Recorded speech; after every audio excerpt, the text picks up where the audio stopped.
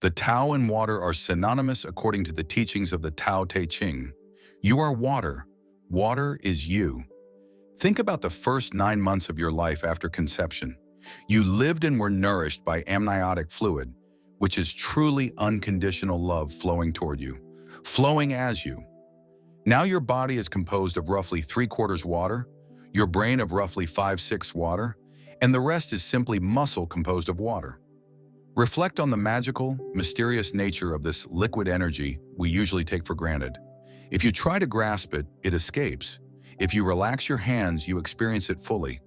If it remains still, it stagnates. If it is allowed to flow, it stays pure. It does not seek the high places to be above everything, but settles in the low places. Rivers, lakes, and hollows gather. It flows to the sea and then evaporates to fall again as rain. It draws no maps and shows no favoritism. It does not plan to provide sustenance to animals and plants, nor intend to irrigate fields, quench our thirst, or give us the chance to swim, sail, ski, or dive. These are some of the benefits that arise naturally from water by doing what it does and being what it is. The Tao asks you to see clearly the parallels between yourself and this naturally fluid substance that allows life. Live as water lives. Since you are water, be as content as the liquid that animates and sustains you. Let your thoughts and behaviors flow gently in harmony with the nature of all things.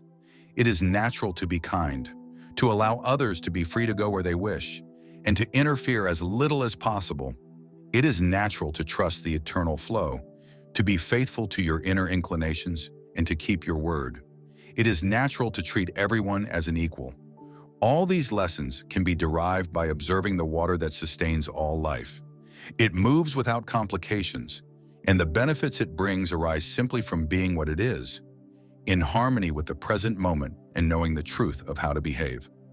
This is what Lao Tzu might tell you, based on the writing of Chapter 8 of the Tao Te Ching. First, when you are free to flow like water, you are free to communicate naturally. Information is exchanged, and knowledge advances in a way that benefits everyone. Be careful not to assign yourself a place of importance above others. Be receptive to all, especially to those who habitually receive little respect, such as the uneducated, the homeless, or those who struggle in our society. Go to the low places beloved by all and keep an open mind when you are there. Seek the Tao in every person you meet and make a special effort to allow acceptance, gentleness, and kindness to flow through you toward others. If you are not abrasive, you will be received with respect. If you do all you can to avoid controlling the lives of others, you will be in harmony with the natural order of the Tao. This is how you nourish others without trying. Be like water, which creates opportunities for swimming, fishing, surfing, drinking, and endless benefits simply by flowing. Second, let your thoughts flow freely. Forget about fighting life or trying to be something different. Rather, allow your being to be like the very compound that constitutes every aspect of your physical self. In the Hidden Messages in Water, Masaru Emoto explains that we are water, and water wants to be free. He has thoroughly explored the ways this compound reacts, noting that by respecting and loving it, we can literally change its crystallization process. If water is placed in a container bearing the words love, thank you, or you are beautiful, it forms wonderfully radiant crystals. Yet if the words on the container are, you are stupid, Satan, or I will kill you, the crystals break, distort, and appear confused. The implications of Emoto's work are astonishing. Since our consciousness resides within us and we are essentially water, if our intentions are out of balance, our intentions may destructively affect the entire planet and beyond. As our Creator, the eternal Tao, might express it, I am water of life, given to thirsty humankind. Practice the Tao today. Drink water in silence, remembering with each sip to nourish others in the same way streams nourish animals and rain nourishes plants. Notice how many places water is there to serve you simply by flowing naturally. Give thanks for this vital substance, ever present and ever in motion. The ladder. Rumi said, when you are born, a ladder is placed before you to help you escape this world. This teaches that you are in this world but not of this world. You are always moving toward a place where, At the top of the ladder, there is something called divine love. It is always a movement toward that. Many times the rungs of that ladder are crises, but they are actually great teachers. I have had no alcohol in my body for 25 years. I do not look back on the days when I drank or used drugs as something negative, but as great teachers. Those were probably the most important decisions I ever made. I was never an alcoholic, but I stopped drinking because my teacher in India told me, if you want to reach your highest potential, you will have to live a life of total sobriety. You destroy brain cells by consuming alcohol, and you came here with a great dharma. If you want to fulfill it, you must keep your brain always growing, not deteriorating. That was the day I decided never to do it again. I have been through a divorce. I have been abandoned. I have gone through cancer and a heart attack. All these things have been great teachers. Every breakthrough in your life is almost always preceded by a fall. It is like when I was on the track team in school. I was a high jumper, but I did not jump very high, because as we say, white men do not jump. The way to clear the bar is to run at it as fast as you can, crouch as low as you can, and in the act of going down, you generate the energy to propel yourself higher. That is a great example for everything in life. If you are in a place of crisis, remember you can use it to propel yourself towards something better. When you are down and hurt, it almost always means you will experience a spiritual lift. That state will allow you to move to a higher place, generating the energy you need to move forward. I have always believed this. Remaining in a state of gratitude for everything that comes into your life is key. I have always said there are 3 ways to reach enlightenment. The first is enlightenment through suffering. For example, when you experience situations such as alcohol abuse, illness, or a breakup, and you go through a period of suffering, you ask yourself, why did this happen to me? How could I have done this? Why did they leave me? That stage can last 10 years of pain. However, looking back, many people realize that crisis was what allowed them to reach a higher place. The second way is enlightenment through the present. Here, when a crisis appears and you feel pain or anguish, instead of waiting 10 years suffering, you stop in that moment and ask, what can I learn from this? How can I thank God for this opportunity I am being given? In this way, you face the challenge in the present. This is what I do now with any crisis that appears in my life. I do not have time to spend decades suffering. We only have a limited number of such periods before the time comes to leave. So I face problems immediately and think, what must I learn from this? For example, I have been dealing for months with a problem in my neck, but each day I give thanks for what it has taught me. To be more compassionate toward those who live with chronic pain, less critical, and more aware of my capacity to heal myself. This challenge becomes a boost for my growth. The third way is to anticipate crises. This is the point we all aspire to reach. It consists of foreseeing difficulties before they arrive.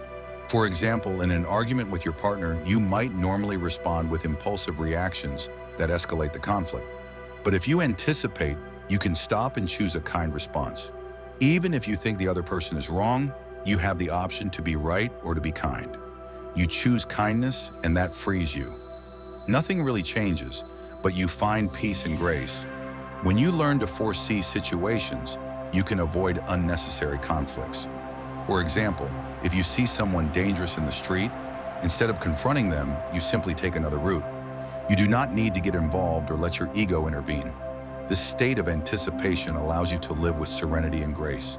Since in the universe time does not truly exist, you can free yourself from that notion and create exactly the world you wish to live in. As I have said hundreds of times, when you change the way you look at things, the things you look at change. For example, I see this problem in my neck today in a completely different way than I would have seen it 10 years ago. Now I accept it as a blessing, an opportunity to learn. It is pure grace, and I feel I am getting everything I am meant to learn from it. Final reflection. I have always known since I came into this world that we become what we think about, whether we want to or not. I have been very fortunate. I lived in an orphanage until I was 10, moving through different foster homes. As a child, I lived with my older brother, though he was sick quite often. He was very anemic, and as a youngster, I used to help him. He was 16 months older than I, and this happened when I was 4, 5, 6, 7, and so on. I remember that whenever a new student or child arrived at the house, they always said, "Go get Wayne." I used to be in the backyard where there were vegetable gardens. For me, that was not a sacrifice or something difficult, but a great blessing in my life, especially in those early years. I remember when a girl named Martha arrived. She had been left there basically for the same reasons we had been left. They told me, "Go get Wayne." And I went to speak with Martha. She was crying, sad and very upset. I tried to convince her she did not have to be sad. I told her, "This is a great place. There are no parents here. You can do practically whatever you want. You have a lot of freedom, and we are going to have a great time." I also remember being in public school, numbered schools. They did not even name them back then. It was public school number 127. One day we were in the playground and all the kids were upset. I asked what was happening and they told me, "The teacher said this is the worst class she has ever had." She was very angry and hurt. And I said, "Why allow her opinion to affect you? If this is her worst day, then her life must be very easy." I remember talking with others about how simply changing the way you think can transform a miserable or difficult experience into something you can handle and overcome. When my mother managed to bring the whole family back together, I was 9, almost 10. I remember her telling me what my life had been like when I was a baby before I entered the orphanage. She told me I was the only child who could make everyone laugh, even at the hardest times. Once, when we were very little, we were waiting for a bus. A car passed and splashed us with dirty snow. We ended up on the ground, wet and covered in slush. Everyone was crying, upset, and angry because their clothes were soaked. But according to my mother, I stood up and said, "This is great, right? How wonderful, look at this. We do not have to worry about this." I turned the situation into something positive. I have never known a moment in my life when I did not know that if I worked on how I thought, things did not have to be bad. In the orphanage, I always considered myself the richest kid. I remember a winter when a snowstorm hit the home. We had 2 snow shovels. One had bent edges from hitting curbs and was no good for earning money. The other was in good condition. When it snowed, I ran down, grabbed the good shovel and hid it under my bed. I slept with it so no one else could use it.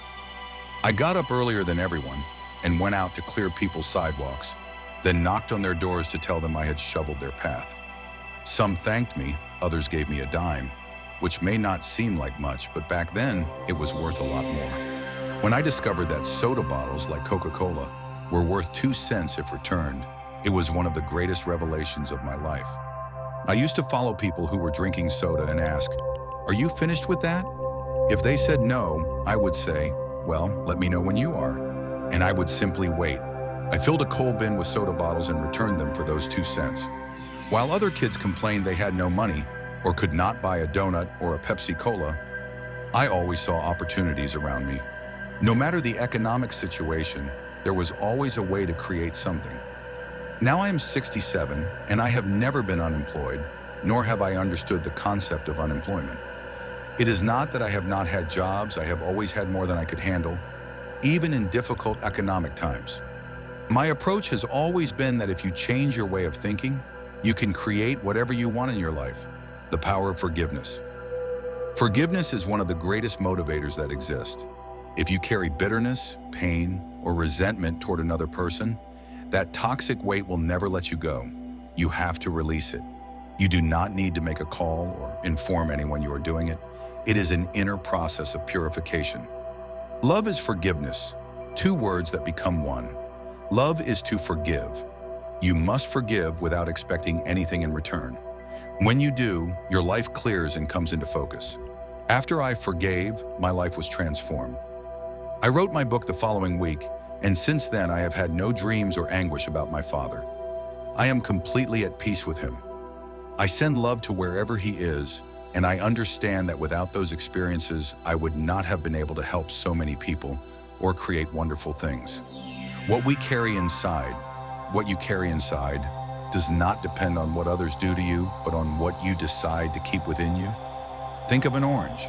When you squeeze it, what comes out is orange juice. Why? Because that is what it contains. The same is true of people. If, when under pressure, anger, stress, or resentment comes out, It is not because of the one who pressed you, but because that is what you carry inside. If you do not have those emotions within you, nothing others do can draw them out. When someone cuts you off in traffic and you get angry, it is not because of what they did, but because you carry anger within. When you stop carrying those negative emotions, nothing anyone else does can upset you. Eleanor said, "No one can make you feel inferior without your consent. Every human being must take full responsibility for their inner development." This is something we often ignore as we move through life. The candle metaphor. I think of inner development as a candle burning within us. If you go out with that candle lit and it rains or there is wind, the flame goes out. There are many external things you cannot control that will try to extinguish your candle. But our inner flame must never flicker, no matter what happens. This is perhaps the greatest achievement we can aspire to. Keeping that flame lit, steady, and constant. It is our responsibility to protect it, not only for ourselves, but also for our children. What happens within you depends entirely on you. It is something that belongs to you. It is yours. Spirituality is a state of being, a lesson many people have yet to learn. We often confuse the spiritual with the religious. But for me, being spiritual means being connected to the source from which everything arises. Being spiritual is not only behaving in a positive or kind way within a religious context, it implies a spiritual connection at a vibrational level.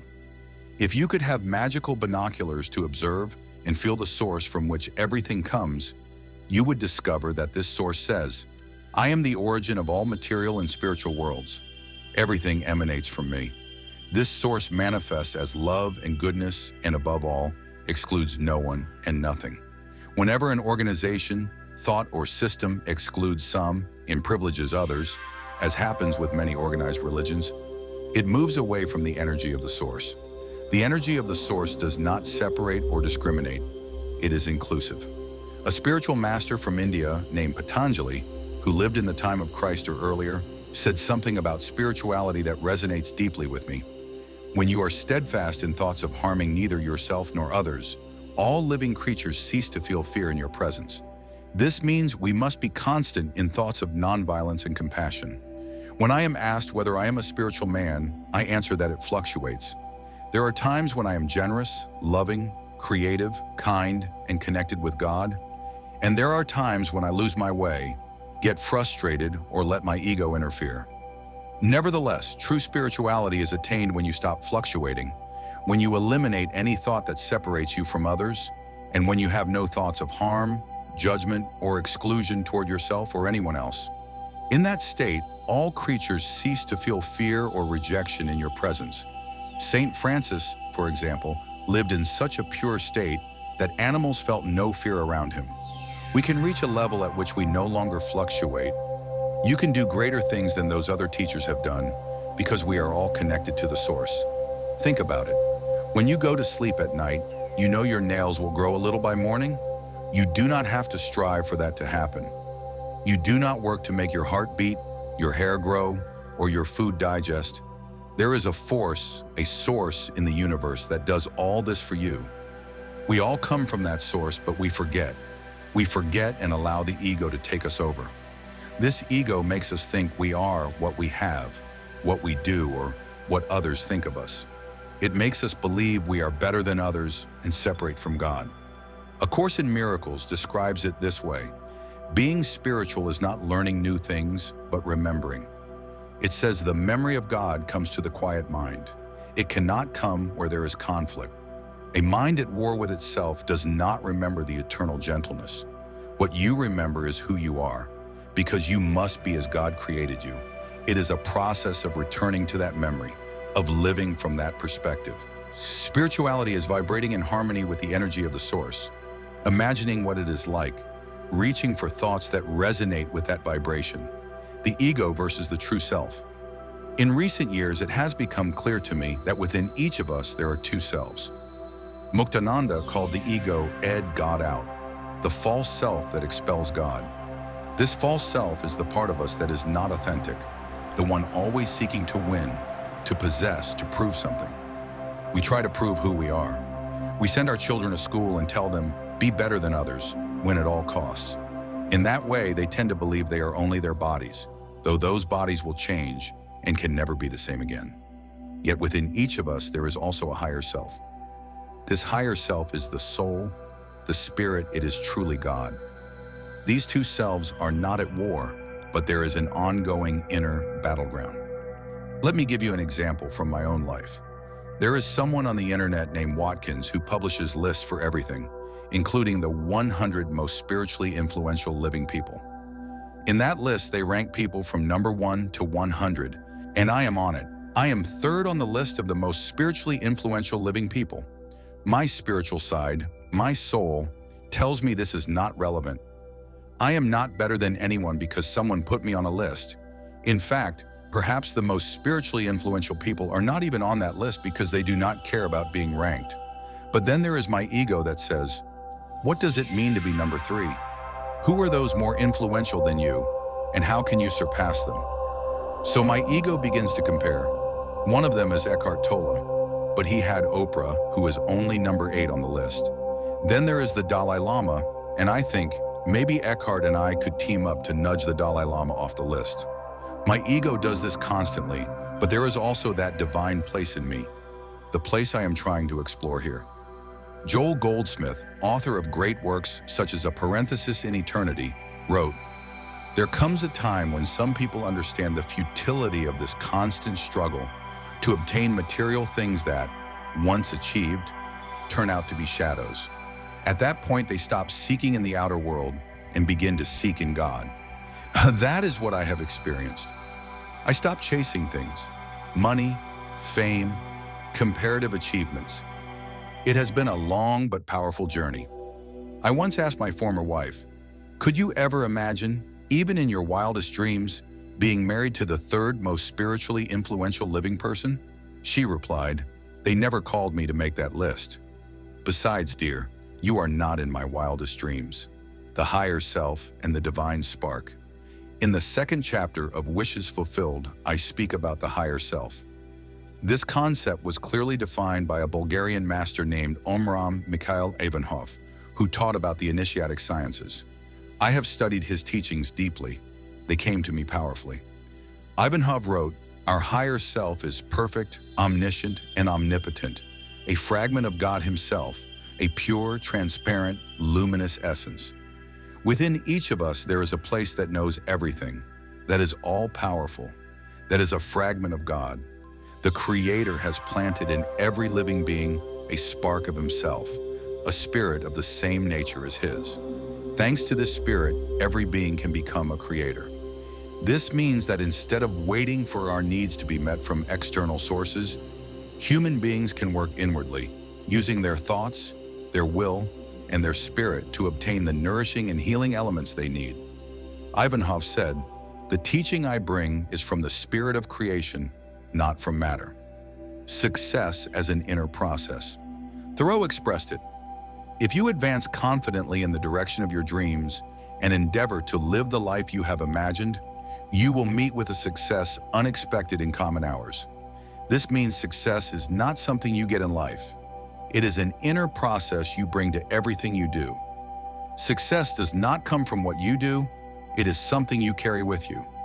When you understand this and learn to remove mental clutter, you advance with confidence toward your dreams without interfering with the rights of others to do the same. When you violate this principle, you violate the essence of the universe, which is cooperation and harmony. By aligning with this truth, success will chase you and arrive in your life in unimaginable ways. Things that once seemed impossible will begin to happen. I am working on a book titled, You'll See It When You Believe It. When you begin to believe in these principles, you begin to see things that were previously out of reach because you were not aligned with yourself. Quality versus appearance. Maslow, defining self-actualized people, said they are independent of the good opinion of others. This means your quality of life should not depend on what others think of you. Independence from others' opinions is an essential quality. Those who truly practice it are so busy moving forward confidently, doing what makes sense to them, that they do not worry about what others think. They bring success even to the simplest tasks, such as changing a baby's diaper, weeding the garden, or doing their job. Even when facing unpleasant situations, Like a rude flight attendant or someone cutting them off on the highway, they do not see it as a personal attack. Instead of reacting with anger, they send love, offer a little help, and show kindness. They feel no need to win or prove anything and renounce the urge to arrive first.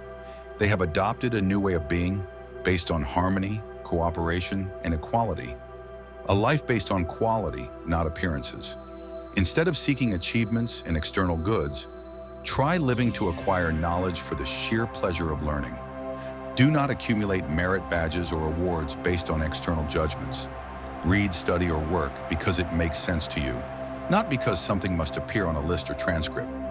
We live in an achievement-oriented society that evaluates and judges people by their successes. But those who get stuck in this circle of always trying to get ahead often pay a high price. Elevated blood pressure, ulcers, premature deaths, even serious illnesses such as cancer. These conditions are increasingly linked to the levels of stress we impose on ourselves. Stress is a product of our mind. Remember, we live in a perfect universe. Stress does not exist in it. Only stressful thoughts exist in people. When you impose pressure on yourself to constantly achieve more, you lose the true meaning of life. There is nothing wrong with having goals. The problem arises when you obsess over them. If you have a target, like saving $1,000, getting a promotion, or acquiring more possessions, and your entire focus is on arriving there, you lose the chance to enjoy the present. You learn only to strive, and constant striving is a very limited state of living. When you finally reach your goal, you know only striving, so you look for the next 200,000, 2 cars, 2 houses, or something else. It is a disease called more. Enjoy the present. If you have a goal, make sure every step toward it is a present moment you can enjoy and live fully, so the goal does not become an obsession. I have no goals in my life. People ask, where will you be in 5 years? What will you do next? My answer is simple. I do what makes the most sense in the present moment. Abraham Lincoln, whom I consider one of the greatest people ever to occupy the White House, said, "I never had a policy. I have simply tried to do what seemed best each day of my life." As President of the United States, that is profoundly significant. You do not need to plan everything or follow a rigid pattern. Trust your inner instincts. Live each moment, and the rest will sort itself out. The problem of sacrificing the present for the future. If you sacrifice the present, if you set your life aside while you struggle to attain something, you will never truly attain it. It will always slip away, because once you arrive, you will simply have to update your goals and start again. The present is the purest form of sanity, living the moment, enjoying it, and letting the rest resolve itself. There is a very old principle from Proverbs in the Old Testament. As you think, so shall you be. These 7 words are fundamental, because once you understand that what you think is what expands, you begin to be very careful with your thoughts. The universe operates by this principle.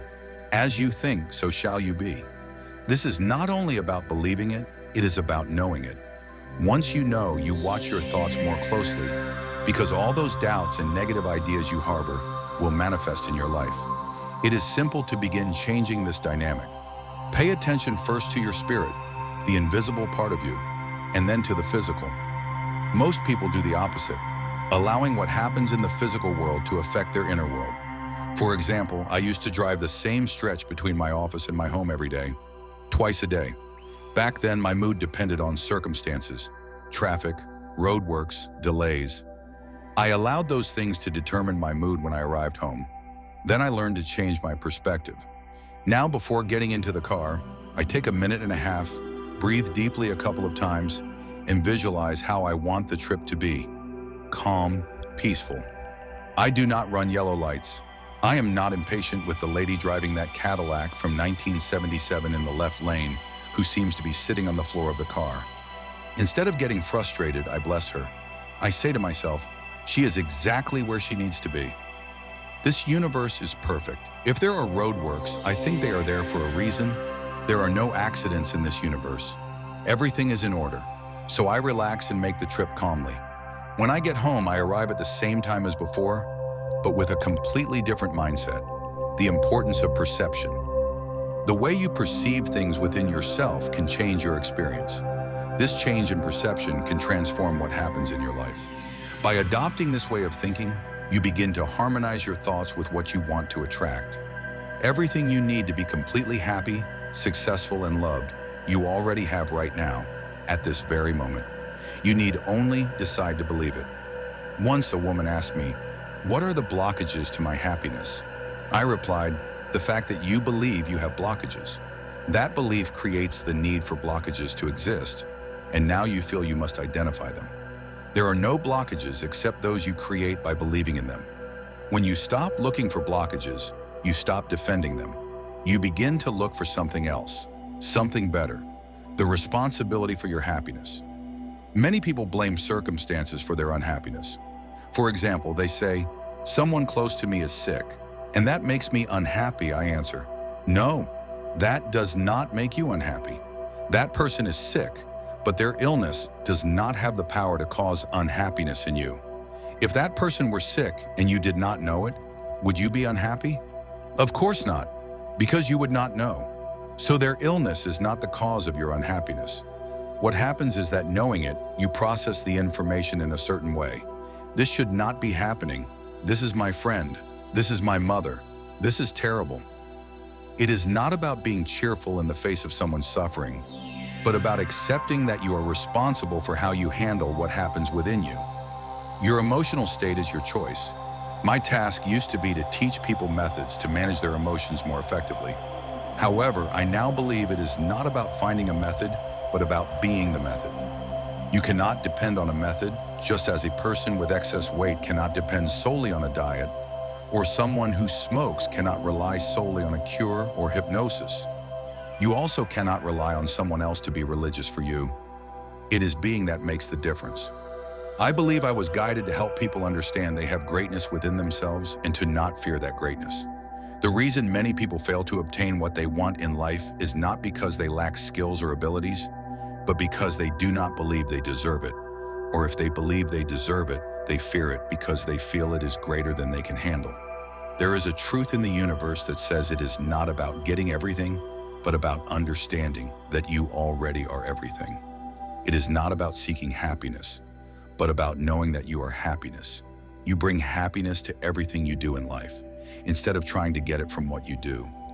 There is a great difference between these perspectives because you are no longer looking for happiness when you understand you already have it within. I always say I am not in the pleasure business. I am in the happiness or joy business. Although pleasure is wonderful, the distinction here is that when you reach enlightenment, you find happiness even in the absence of pleasure. You can find happiness in your colds, your headaches, or your back pain by seeing them as opportunities instead of something to be pushed away. Instead of saying, "If I do not have pleasure, I cannot be happy," you begin to think, "I am happy even with the things I do not like in my life right now." Acceptance instead of resistance. When you learn to accept things as they are, you stop wanting the world or people to be different, and when you give up that need, your suffering disappears with it. This does not mean you cannot wish for things or want change, but you must release the idea that you need those things in order to be happy.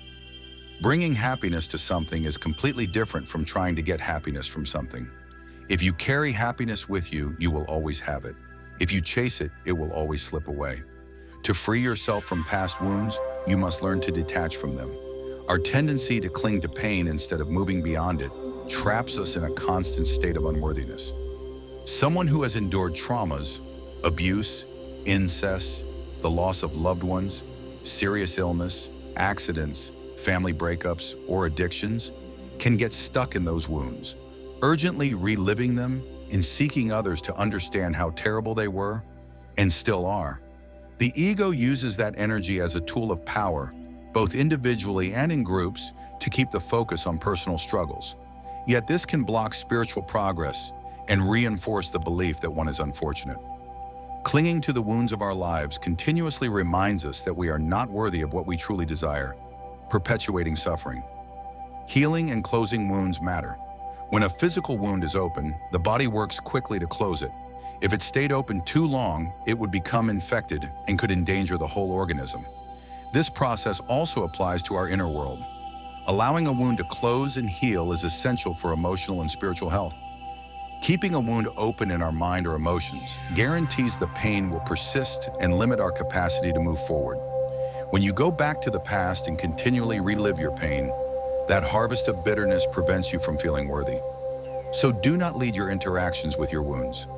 Face them with compassion as you pass through mourning or recovery, and then kindly ask those around you to remind you when those wounds begin to dominate your responses in predictable ways. The path to freedom is forgiveness. Forgiveness is the most powerful step you can take for both your physiology and your spirituality. To forgive is to fill yourself with love, radiate that love outward, and refuse to hold on to the poison or hatred generated by the behaviors that caused the wounds in the first place. Forgiveness is a spiritual act of love toward yourself. It sends a message to everyone, including you, that you are an object of love, and that is what you will transmit. Feeling worthy is essential to attracting what you desire. It is simple common sense. If you do not believe you deserve something, why would the divine energy present in all things send it to you? Adopting and honoring your worthiness requires a plan. The word inspiration literally means to be filled with spirit. Practice doing what you love and loving what you do each day. This connects you with spirit and fills you with enthusiasm, making you a worthy recipient of divine grace. The word enthusiasm comes from the Greek entheos, to be filled with God.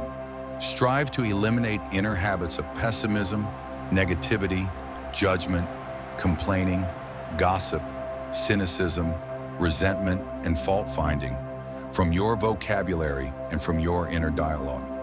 Replace them with optimism, love, acceptance, kindness, and peace as your way of processing the world and the people in it. Create a sacred space. Dedicate time each day to erase feelings of unworthiness. Read spiritual literature and poetry. Listen to relaxing classical music whenever possible. For instance, reading the poetry of Walt Whitman, Rabindranath Tagore, or Rumi always lifts my perspective to a more sacred level. Here is a poem by Khalil Gibran from The Prophet on Self-Knowledge. Your hearts know in silence the secrets of the days and nights, but your ears yearn for the sound of your heart's knowledge. You want to know in words what you have always known in thought. You wish to touch with your fingers the naked body of your dreams. And it is well that you should. The hidden spring of your soul must rise and run murmuring to the sea. But do not set scales to weigh your unknown treasure, nor seek the depth of your knowledge with rod or sounding line, for the self is a boundless and immeasurable sea. Connect with beauty and peace. Surround yourself with beauty as much as you can. Each evening, I leave my desk, walk to the beach, and take in the magnificence of the sunset over the Gulf of Mexico. Being part of that sunset fills me with a sense of home beyond this planet and connects me with the deepest nature of my being. It is impossible to feel unworthy of the universe's grace and generosity when you are immersed in such beauty. Any true encounter with beauty can dissolve doubts about your own divinity and your connection to the universal truth present in everything and everyone. Practice kindness toward yourself and others as often as possible. Let go of the need to be right or to win in a favor of being kind, and you will soon enter the bliss of inner peace. Make kindness your daily mission. Be kind to others at least once a day, and extend that same privilege to yourself. Begin to see the universe as friendly rather than hostile. Place all your past wounds in the category of life choices. Remember that for every act of evil, there are a million acts of kindness. This universe runs on the energy of harmony and balance. Breathe that in and exhale any idea of being a victim of life. Finally, repeat this until it takes root within you. I am what I am, and I am worthy of the abundance that is the universe and of everything in it, including myself. Your emotions play a vital role. They are the inner gauge that tells you how much divine energy you are summoning to manifest your desires. An intensely positive response, passion, pure bliss, unreserved optimism, absolute trust, indicates alignment with the divine energy of intention, allowing it to flow to you without resistance. Pay attention to these feelings because they guide how you clear your mind and move toward your desires, purifying the bond that connects you with intention. Your emotions tell you exactly how much vital energy you are calling in and how much attracting power you have in that moment. Negative feelings, despair, anxiety, guilt, hatred, fear, shame, anger, send the message that you want success and abundance, but do not believe they are possible for you. These emotions signal that you must bring your desires into balance with the universal mind of intention, the single source of what you seek. They tell you your attracting power is weak or even absent, while positive emotions tell you that you are connecting to and accessing that power. Cultivate an energy of abundance. One of the most effective ways to increase your attracting power is to stop focusing on money and start creating abundance in friendship, safety, happiness, health, even in sheer vital energy. As you focus on these forms of abundance, the means to experience them will begin to flow toward you. Money is just one of those means, and the higher your vibrational energy around abundance, the more money will appear in meaningful amounts. These positive emotions indicate your capacity to attract success and abundance, placing you in an active mode to co-create your intentions. This does not mean sitting back and waiting for everything to align. Rather, by declaring, "I intend to feel successful and attract prosperity," your emotional energy shifts. You act as if what you desire is already real. Your actions harmonize with the facets of intention, and you attract what you already are instead of chasing what you feel you lack.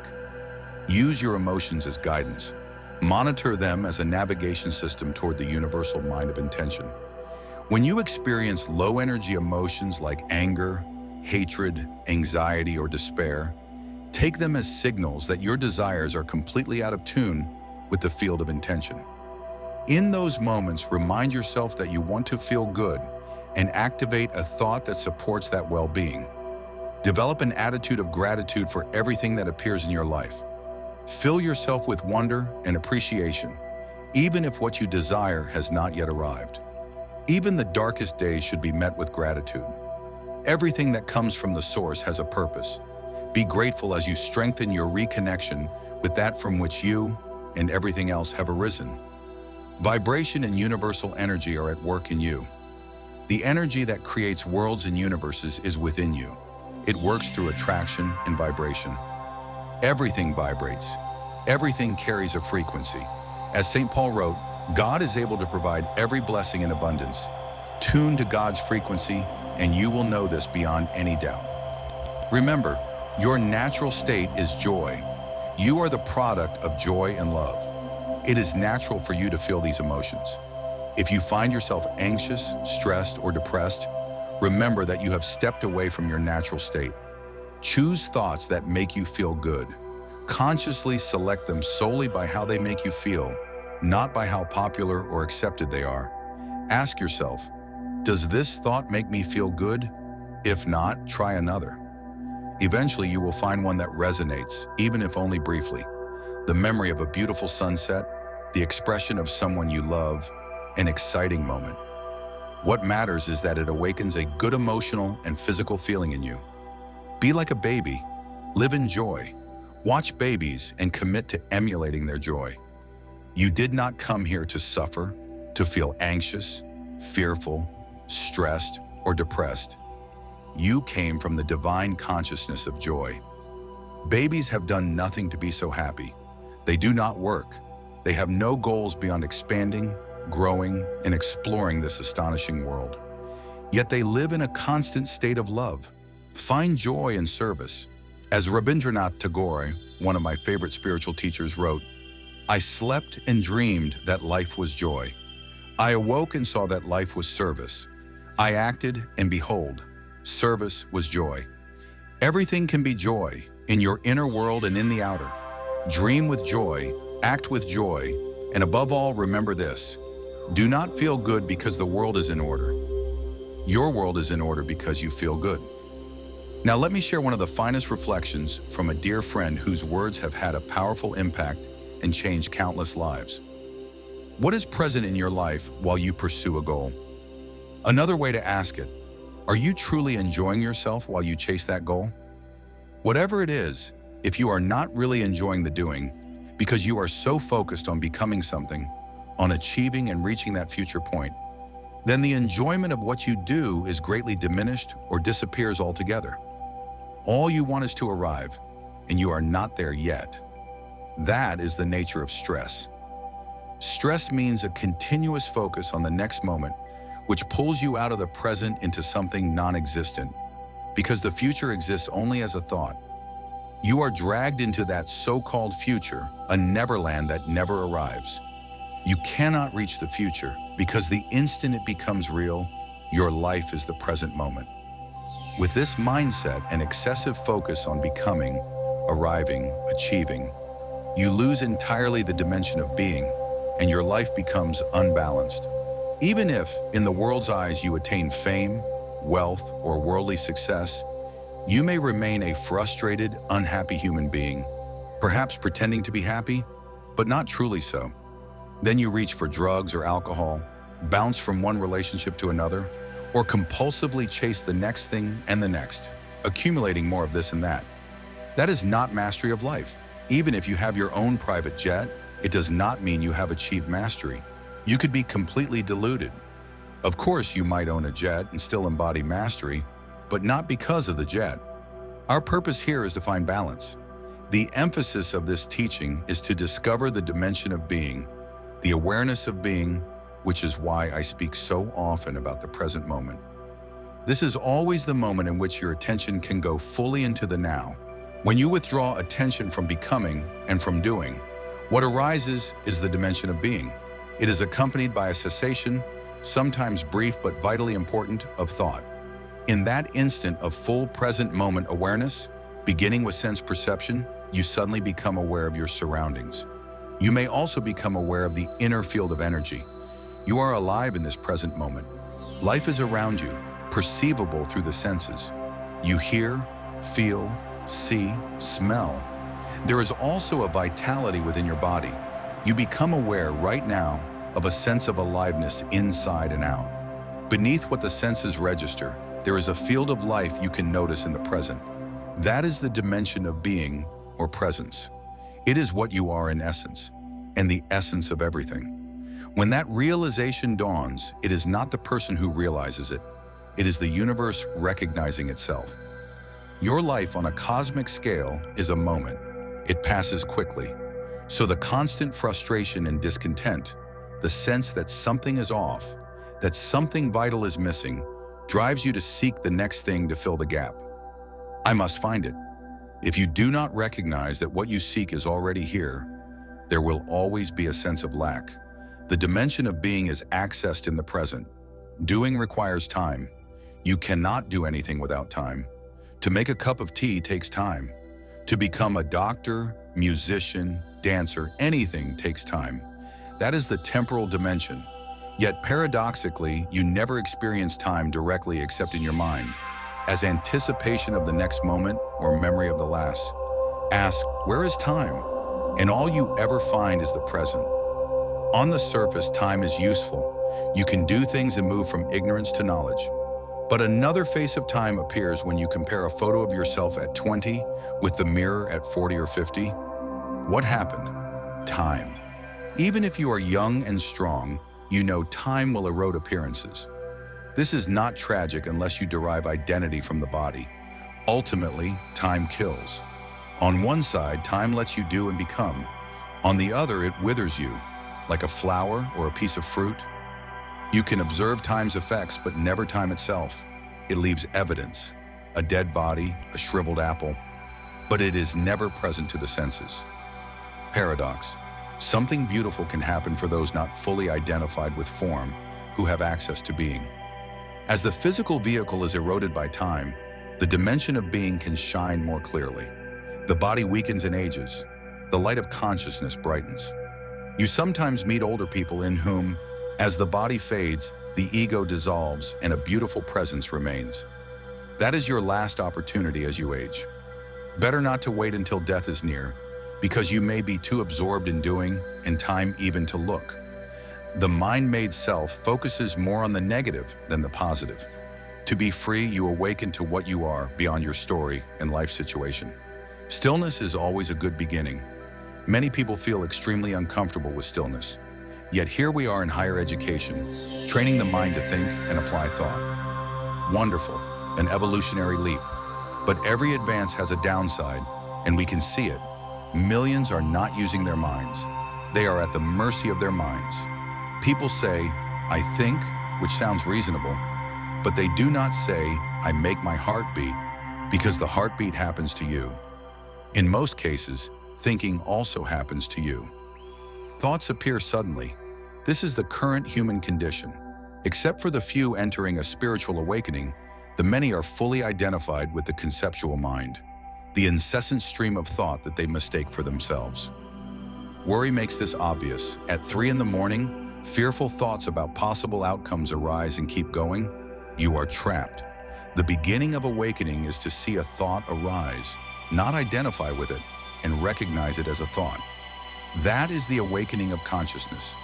When we say awake here, we mean it in the timeless spiritual sense. Buddha was not a name but a title, the awakened one. Ancient Indian wisdom speaks of 4 states: dreamless sleep, dreaming, the ordinary waking state, and the 4th, turiya, beyond the conceptual mind, a state of being, disidentified from the flow of thought. In modern terms, presence. That state is arising in many of you. That is why you are here. What you experience now may deepen it. If you are not present in daily life, you are identified with the conceptual mind, and your identity is conceptual. You live in a narrative in your head about who you are, conditioned by your past, stories you tell yourself. When you say "my life," you refer to that inner narrative with its emotions. There is a certain reality in it. You remember successes and failures, what others did to you and what you did to them, and you incorporate possessions and opinions into your sense of self. In spiritual terms, this is the ego, the unobserved mind. Thoughts are energy formations in your head saying, "That is me, that is my life." The egoic state is characterized by frequent dissatisfaction and a current of something vital is missing. Many feel life has not yet begun, waiting for the day they finally make it. What that means varies. Financial success, recognition, fame, or the ideal partner who completes me. For a while, the ego rejoices. After the new job, the windfall, the recognition, or the new love. Nothing wrong with achievement. It is wonderful to strive and to create. But seeking a lasting, deeper self through those things does not work. The initial high fades. You may realize you met the wrong person, or the glow of success dims once you live with it. The ego craves something to add to its sense of insufficiency. It is a narrative that can never be filled, no matter how much you add. This does not mean you should not strive. It means do not expect the world to make you happy. This world is not designed to make you happy. It is designed to challenge you. If you believe it should make you happy, you will grow angry, because as the years pass, you will see obstacle after obstacle. The moment one problem is solved, another appears. In the main arenas, physical health, finances, housing, career, relationships, one will usually flare up. Solve a money issue, a relationship challenge arises. Solve that, a health issue appears. Humans themselves are among our greatest challenges, since we are challenging to one another. When trapped in the egoic mind, you carry expectations the world cannot meet. If you believe it should, you live in an illusion and will be continually unhappy. Each challenge becomes unhappiness. There is a crucial difference between a challenge and unhappiness. With illusory expectations, the world will make you unhappy, and you keep believing something has gone fundamentally wrong because life will not leave you in peace. You want the feeling of "I have arrived," which occasionally comes, but never lasts. Underneath is ignorance of the world's function, which is to challenge you enough to awaken you. As you gradually wake from unconscious identification with the conceptual mind, you realize that much of your unhappiness does not come from situations. That realization marks the beginning of awakening. Say that 90% of the unhappiness you experience is produced by your mind. An astonishing discovery. The remaining 10% includes true grief, such as when someone you love dies. Of course you feel and you weep. But across the spectrum, from minor irritations to intense sorrow, you can observe, is this arising from the situation or from the story I am telling myself about the situation? Waiting on the phone with a bank and no human answers, or stuck in a slow line at the airport, you feel irritation mounting. If you look closely, you will see The unhappiness comes from the narrative, from the inner commentary, not from the situation itself.